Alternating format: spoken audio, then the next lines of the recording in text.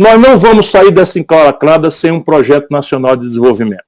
Nós não vamos montar esse projeto sem entrar numa dinâmica de elevação da poupança nacional e estabelecer lúcida uma coordenação estratégica entre um governo empoderado, sadio, democrático, porém poderoso, dotado de alta capacidade de intervir, né, na vida real das pessoas, do ponto de vista econômico, de infraestrutura e na qualidade de vida do nosso povo, sem um engajamento da inteligência nacional na produção da resposta técnico-científica desse desenvolvimento pretendido e sem uma aposta clara de investimento em gente. Educação, saúde, mas é qualificação do nosso capital humano, sem o que falar em desenvolvimento é mentira. Isto é a tarefa. Porém, a tarefa não pode ser executada em abstrato. Ela tem que ser executada a partir do Brasil, aqui e agora. Nós somos um trem desgovernado, não é, que precisa ser consertado, equacionado e posto de volta aí no trilho, andando. E aí a proposta, de novo, exige uma maturidade, né, e uma reflexão fora dessas interdições imbecis que o paulo-guedismo, que o bolsonarismo boçal e corrupto tentam fazer as pessoas acreditarem. Nesse momento, o Brasil está com um déficit primário de algo próximo de R$1 trilhão, assim mesmo, com T de tapioca. Isso é 8 vezes o maior déficit da história do Brasil. O Brasil, por isto, está com a dívida pública galopando para muito próximo de 100% do PIB pela primeira vez na história brasileira. Isso com essa gente, com esse papo furado. E quando a dívida pública cresce assim, o credor começa a ter muito medo de não ter conta de volta. Resultado, ele começa a emprestar dinheiro quente, em curto prazo, e encarece o juro. Então, apesar da Selic ser a menor da história do Brasil, ou vergonha dizer isso, né? 14 anos de governos do PT, vem o Bolsonaro e bota a Selic menor da história do Brasil. Mas, apesar de estar em 2%, ela não vale mais nada. Ninguém mais está acreditando no governo e todo o tranche vencido de dívida do governo hoje no Brasil está sendo resgatado com 2, 3 pontos acima da taxa Selic. Um sintoma de que a dívida pública brasileira está perdendo liquidez e confiança. Não é para menos, durante o governo Bolsonaro, 150 bilhões de dólares fugiram do Brasil e é o maior volume de fuga de capitais da história do Brasil. Eu fui ministro da Fazenda, sei muito bem o que eu estou falando. Por quê? Porque o aplicador brasileiro que se hospeda lá fora, ou os fundos lá de fora, não cai na enganação que domina a grande mídia brasileira, que é toda subornada pelo sistema financeiro nacional brasileiro nesses assuntos. Ou não consegue entender os assuntos, ou fica enganando a população enquanto ganha muito dinheiro. Como isso está acontecendo, a fuga de capitais é a maior da história, nossa moeda se desvalorizou 47% no governo Bolsonaro. E as pessoas dizem, mas o povo não compra dólar. Mas o povo, meu militante sabe disso, come pão. E pão é feito de trigo e o Brasil não produz trigo suficiente, importa do estrangeiro. Vou me repetir isso até todo mundo saber. Resultado, se eu preciso agora de mais reais para comprar a mesma quantidade de trigo em dólar, o preço do pão sobe, da pizza, do macarrão, aliás, sobe tudo. Remédio, eletroeletrônico, diesel. Esses canalhas paralisaram 1/3 da capacidade de refino da Petrobras, isso mesmo que o senhor está ouvindo.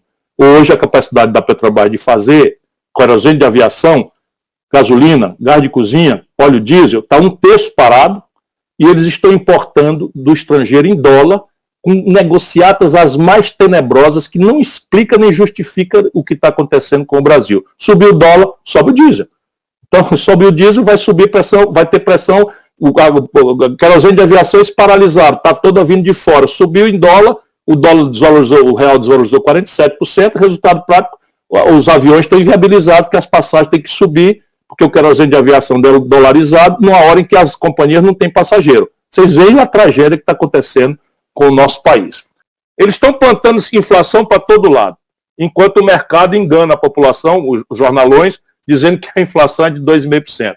Não é a inflação verdadeira no Brasil, está subindo de 10%, ou 12%, tomando o número do IGPM, agora vai subir mais ainda, porque é uma transferência do valor do dólar, que valorizou 50% no Bolsonaro, e que agora, vamos dizer, os ajustes, o agricultor faz a opção. Em vez de eu vender arroz para o Ceará, eu vou vender arroz para a China. Por quê? Porque a China me paga em dólar e eu pego R$ 5,60 por $1. Quando eu vendo aqui no Brasil, eu não consigo botar por R$ 5. Então eu desabasteço. E o Bolsonaro destruiu os estoques reguladores. Resultado, quer virar o jogo? É preciso entender que esta é a base em que nós precisamos começar. Nós precisamos atacar 4 grandes questões. Primeiro, o consumo das famílias estrangulado. Segundo, o investimento empresarial privado estrangulado. Terceiro, o investimento público estrangulado. O pior da história.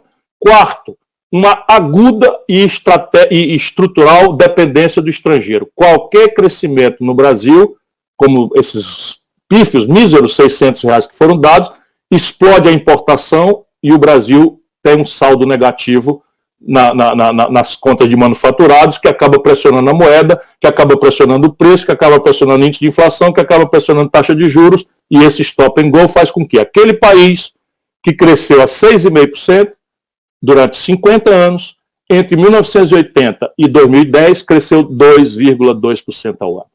Olha quantos regimes diferentes. Entre 80 e 2010, o Brasil cresceu pífios 2,2% ao ano em média. Notícia pior, entre 2010 e 2020 o Brasil cresce 0. É a pior década do século. Disparada a pior década do século, e essa gente batendo palma, a elite brasileira batendo palma para essa tragédia que está acontecendo com o país. Qual é a explicação?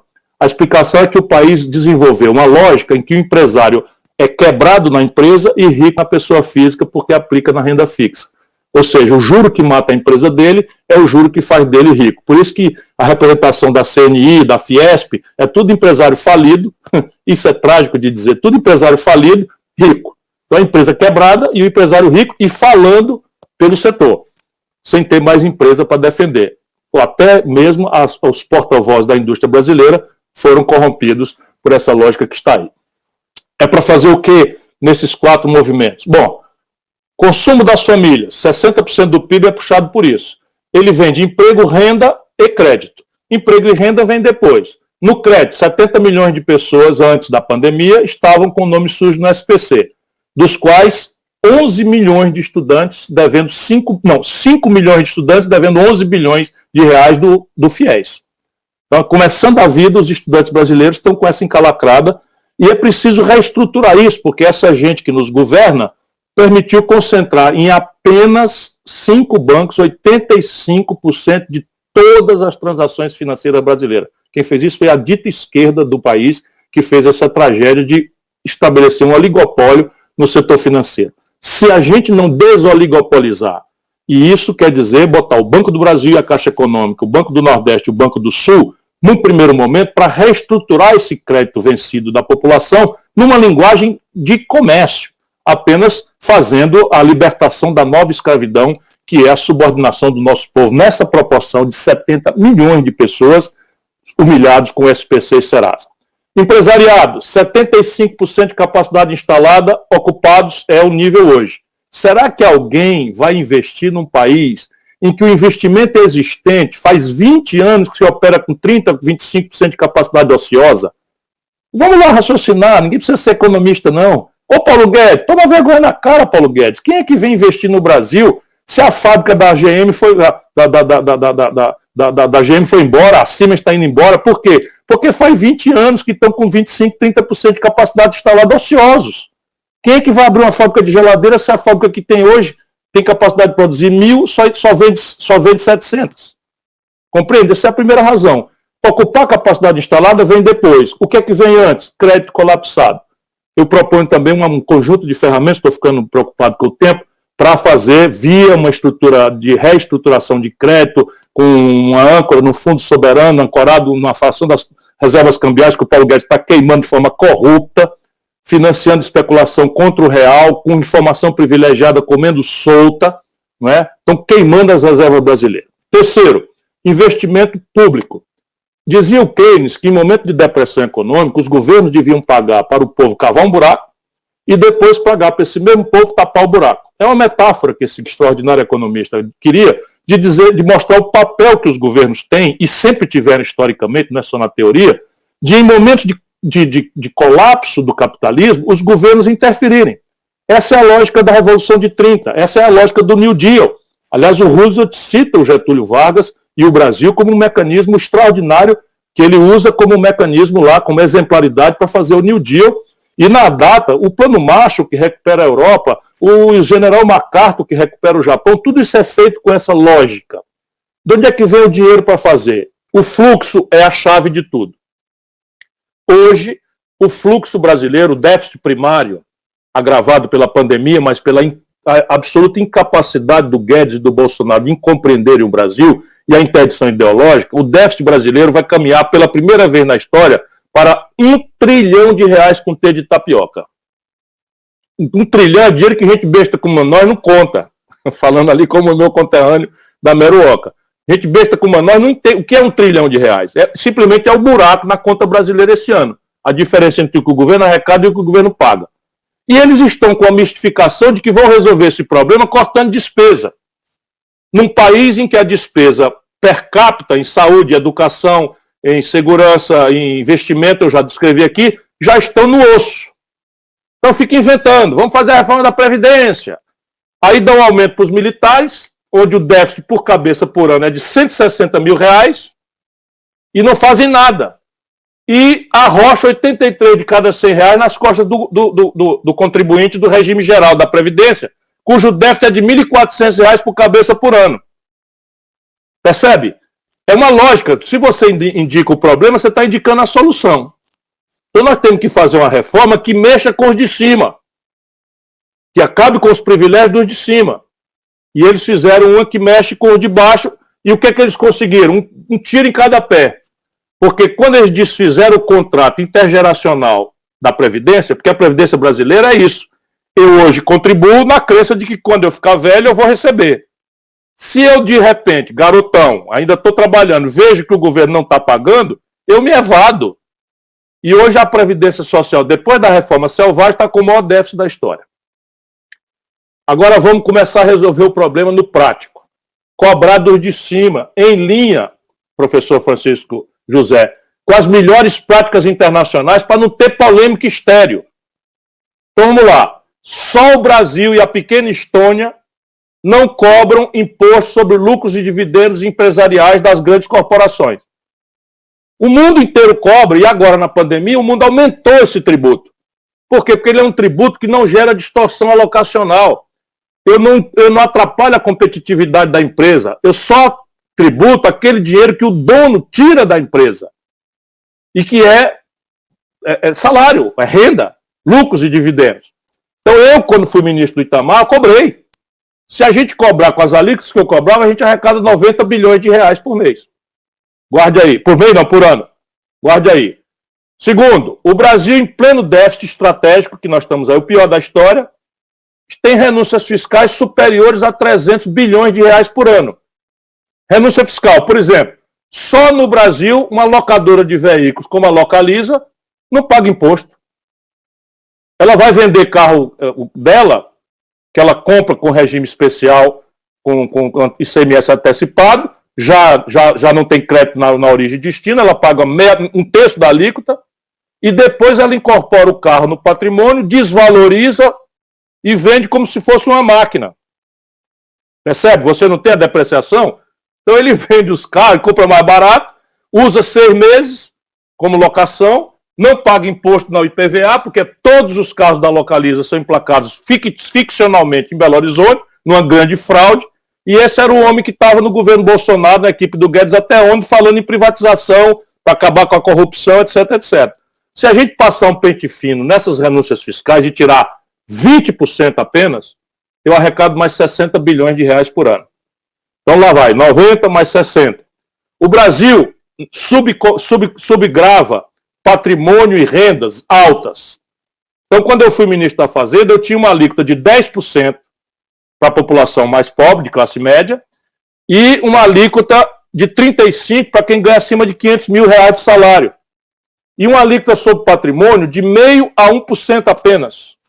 Essas duas providências, uma alíquota progressiva no imposto de renda e um imposto de 0,5% a 1% nos patrimônios acima de 20 milhões de reais, atenção, classe média, só os patrimônios acima de 20 milhões de reais, que representam 0,3%, um terço de 1% da população brasileira. Só que são os donos, os bambambãs, aí, donos das TVs, dos jornais e tal, e mandam e desmandam no país.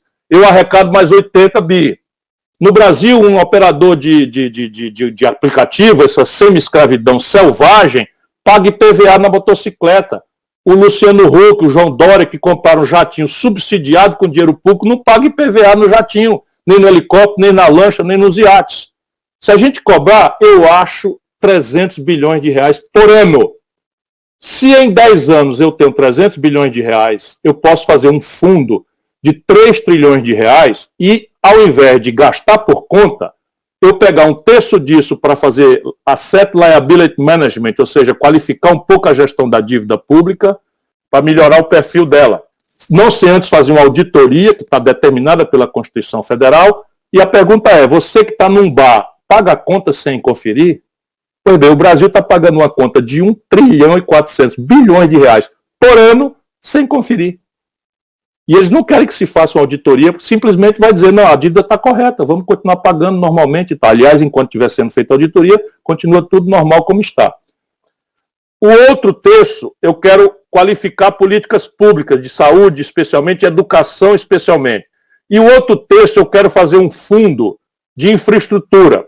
Só que ao invés de eu gastar esse terço, eu tenho que pegar esse terço e alavancar como contrapartida, que é o que nós estamos fazendo no Ceará, em Sobral, por exemplo. O Ivo está fazendo investimentos que nunca aconteceram. O orçamento para o ano que vem de Sobral se aproxima de 1 bilhão de reais, pela primeira vez na história, o maior orçamento da história, porque nós conseguimos, com as minhas relações, os bons projetos, a seriedade com que se trabalha em Sobral, nós temos aí um orçamento anual de 823 milhões de reais. CARF, são agências multilaterais. Então, se você tiver um, você alavanca mais 2. Então, esse meu trilhão vira 3. Esses meus 3 vira 9 trilhões. Resultado prático, o Brasil pode certamente virar o jogo, que é com que eu queria terminar a minha reflexão. É fácil? Não. Tecnicamente, está aqui o caminho. O nosso desafio é político e, portanto, está na mão do povo se nós conservarmos a democracia, e essa é a luta de hoje.